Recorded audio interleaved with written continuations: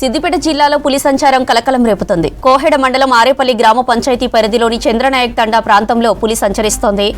రైతు మాలుతు రమేష్ కు చెందిన 4 ఆవులు 2 దూడలపై పులి దాడి చేసి చంపేసినట్లు స్థానిక రైతులు చెప్పారు.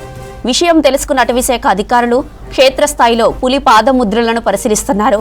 తండా పరిసర ప్రాంతవాసులు అప్రమత్తంగా ఉండాలని ఫారెస్ట్ ఆఫీసర్స్ అలర్ట్ చేశారు.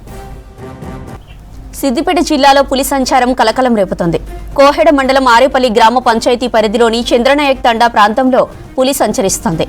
రైతు మాలుతు రమేష్ కు చెందిన 4 ఆవులు 2 దూడలపై పులి దాడి చేసి చంపేసినట్లు స్థానిక రైతులు చెప్పారు.